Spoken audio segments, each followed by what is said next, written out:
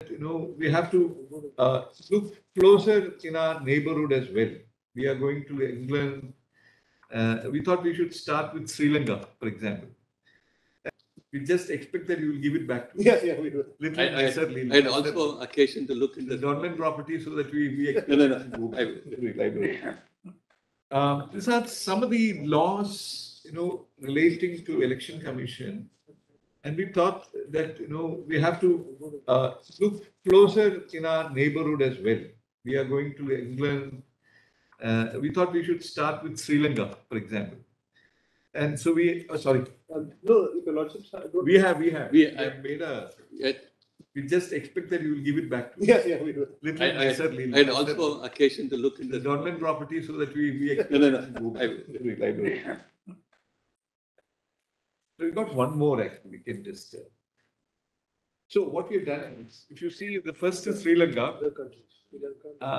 It says sub-article 3. It's incorporated in the Constitution, Article 103, sub-article 3. They go as far as prohibiting. No person shall be appointed as a member of the commission or continue to hold as a member if he is or become a member of the parliament, provincial economy, local authority, or is appointed as a judicial officer or a public officer. Okay, that is one thing. Then you have Nepal. See how far they have gone. They say that at 245(2), the President shall, on the recommendation of the Constitutional Council, appoint the Chief Election Commissioner and the Election Commission. So they have made that. Now let's go over to Bangladesh. There, of course, it is closely, they have this almost same, subject to provision. I think this was modeled on our constitution. And certain restrictions are there. If you can skip it. Now let's move over to Pakistan. You see how they have structured it in terms of the criteria for appointment. No person shall be appointed commissioner unless he has been a judge of the Supreme Court, or has been a senior civil servant, or is a technocrat and is not more than 68 years. Now, they have taken pains to also articulate what is meant by a senior civil servant, a technocrat, etc. And then the Prime Minister shall, in consultation with the leader of the opposition in the National Assembly, forward 3 names for appointment to the Commissioner to a parliamentary committee for hearing and confirmation of any one person. And various provisions are there which we sort of commend for your consideration. Now, if you come to the next one, you'll find UK. That is another model you'll get there. And if you come to the US, the last one, the Federal Election Commission, so it goes in for the Senate confirmation. And there you see at 3, Arabic 3, members shall be chosen on the basis of their experience, integrity, impartiality, good judgment, and member, etc., etc. And various other restrictions are put. So we just thought that we should place this for your consideration. Do you want us to remain behind other countries? Particularly having regard to the disturbing trend we found, how it has become a license, how they think there are no checks and balances. Nobody can question them because there is no law. There is nothing is like you said. We are talking about the silences of the Constitution. I see that. How the silences of the Constitution are being exploited. There is no law, like you said. There is no law. There is no check. Nothing can be done. Legally, yes, they are right. I think just first blush, having seen these, every one of these constitutions mentions mandatory using the term of the Chief Election Commissioner and Election Commissioner. It also provides for removal to be on par for both the CEC as well as the Election Commissioner. I just saw it. We're very grateful for this level of. No, research done, which we could have done not on the lexical meaning of may or shall. It depends on the context in which it is used, and then how an authority perceives the nature of the duty. Therefore, we did not go on that those lines. I've also seen many of these. You would have seen it. To many of these We wanted to constitutions just place it. and for instance, the Canadian electoral reform. That's right. That's right. The Constitutional Assembly had looked into that. So, at some broad and except this very detailed, And I've also one more last observation so that you can just think of it when you reply. See, in the Constituent Assembly debate, you notice actually the tide was turned by the member from Bombay. What's his name? I forget the name. He would say that the Election Commission is contemplated as an agent, as a part of the government. correct. And what is his name? I'll just pick it up. Munshi came in. So Professor Munshi remarks, he said, let there be a law, let it be worked out. And it can be a part of the government. It should not be divorced entirely. It can't be given independence. Because all the resources are being provided by the state. So it is necessarily dependent upon the state. Yes, yes. It cannot have an independent role. He goes to even say it cannot become a super government. Yes. So those, the point is at the time when the founding fathers, because when you talk about expounding the constitution, as you know, there are 4 theories. Right. Which the US Constitution, the originalist theory, which is what the founding fathers had in their minds at that time. And, future generations are hidebound, they can't go behind it. Yes. Whether we should stick to the originalist theory, which is what some judges in the US Supreme Court, advocate, but whether we should do that in conditions peculiar to our country and knowing how things are, power when it is obtained, how it is used. I know there'll always 2004 to 2020, I've given you statistics. Yeah, absolutely. There'll always be a perspective from that point of view. That's right. The point that's right. We have to deal with our conditions. That's right. Our men. That's right. And while we enter into that, sorry, we have taken. No, certainly. I'm extremely grateful for inviting me, and I've also done some little exercise, but not fully, as your lordships have done. I called for some information and then looked into it, and one may throw some light on it. After probably I'll get some more instructions on this. How to help go ahead. But before I broadly looking at pre-1991 and post-1991 can be broadly classified. Why it might have happened like this is too difficult to guess. But then probably one has to dig into the archives, what happened 8 years, long years. But now that the law is there after 1991, how do you go about working under the law 6 years? Whether it is obligatory, can you curtail it? Will you not look into it more closely and say, yes, I am bound by it? All those questions are very important. And certainly one cannot shy away from those questions. Yeah, I'll try to, but broadly speaking, when I looked into this, my first question was, what is the position in other countries? So I tried to look into it. If the constitutions in other countries, if the constitutions themselves proceeded on certain lines, then we are talking about a constitutional scheme.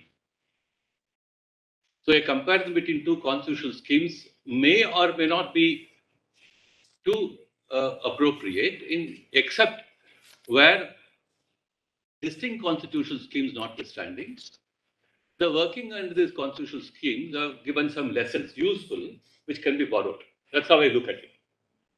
But instead of getting into those very narrow dividing lines.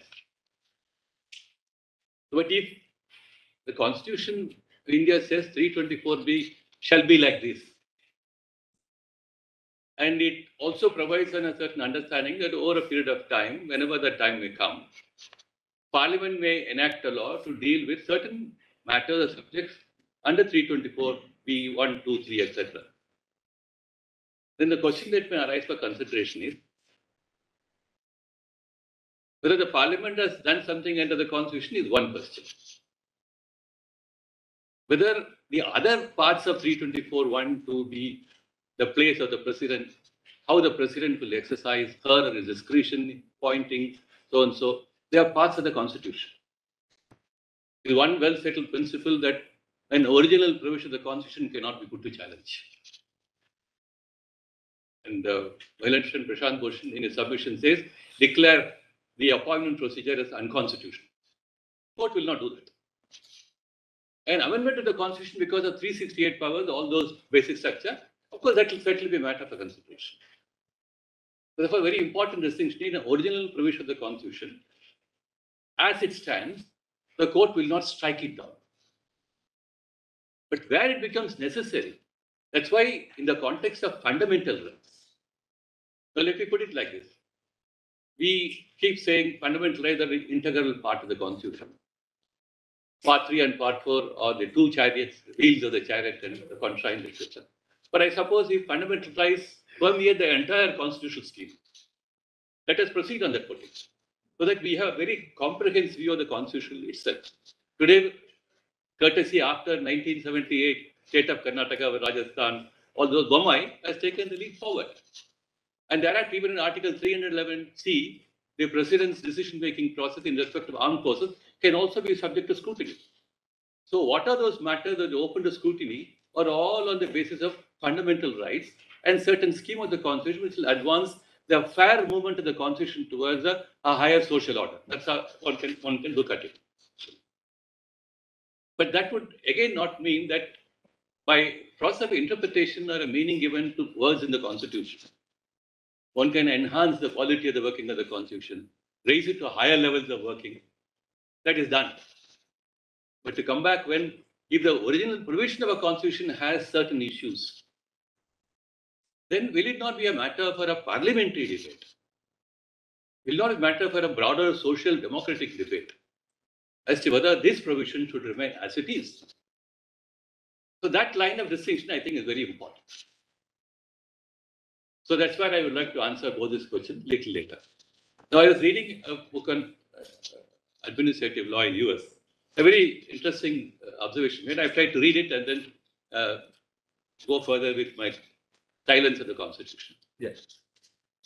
This is how the author puts it. I've tried to kind of paraphrase it. The subtle problems of modern policy making are more akin to automobile design. I'll take a printout and give it out. The subtle problems of modern policy making are more akin to automobile design or composition of a symphony. It's not that. No, I'm not reading. I'm just reading it from my hand. I'll just give it to you. I'll just hand it over. What is the nature of what is the book? It's a administrative law by Christopher Redley. I'll hand it over. Subtle problems of modern policy making are more akin to automobile design or composition of a symphony. The artistry is in the complete vision and in the integration of subsidiary skills. No natural law assures us that a collection of skilled musicians will produce beautiful music. And no natural law of management assures us that a collection of experts will produce worthy administration. That's where all these problems arise. The whole is neither more nor less than the sum of the parts. But why I wanted to read it out is that we are looking at the design of the Constitution in certain parts where we think, is there something originally lacking in the vision, or it was not the original lack of the vision, but a later point of time in the understanding of the importance of the latent designs in the vision, and therefore there is something which is deficient in the understanding and the working of the Constitution.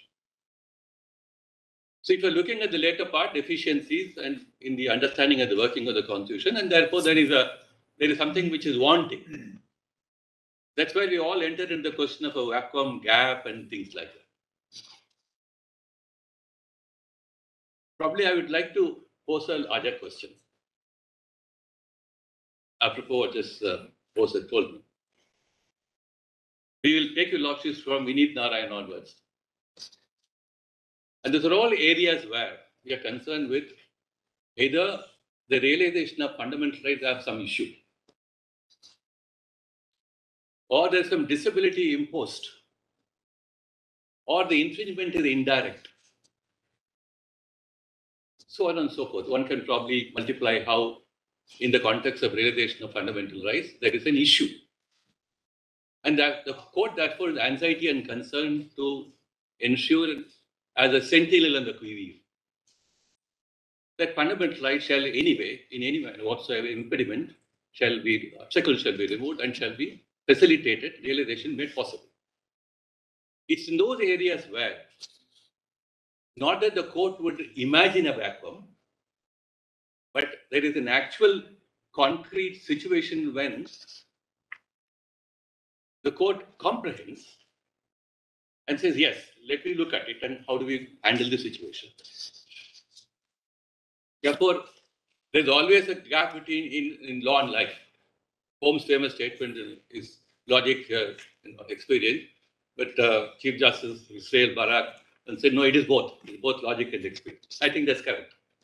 So that's why you're talking about the experience and also the logic behind it.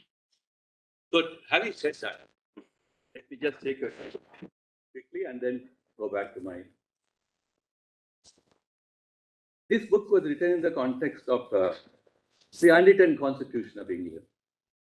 There are a lot of constitutional conventions which occupied parliamentary debates and how courts should look at this should not be thought of as empty constitutional gaps to be filled in through the normal course of legal interpretation and political development.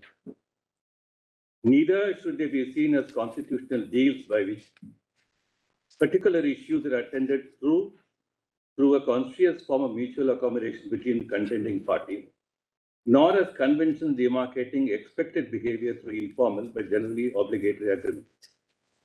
On the contrary, abeyance should be seen as akin to barely sensed disjunction lodged so deeply within constitution that far from being susceptible to orderly compromise, they can only be assimilated by an intuitive social acquiescence in the incompleteness of a constitution, by a common reluctance to press the logic of arguments and political authority to conclusive position, and by an instinctive inhibition to objecting to what is persistently omitted from the constitutional agenda. There are 3 or 4 thoughts which are suggested here. The last part of it is that by a common reluctance to press the logic of argument on political authority to conclusive position, and by an instinctive inhibition to objecting to what is persistently omitted from the constitutional agenda. That's why we go back to the original constitution and we look at it as something which is taken, which is given.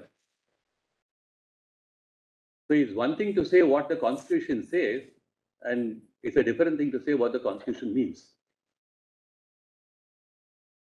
And what the constitution means will often happen when the court is called upon to engage on, most importantly, on the rights of people.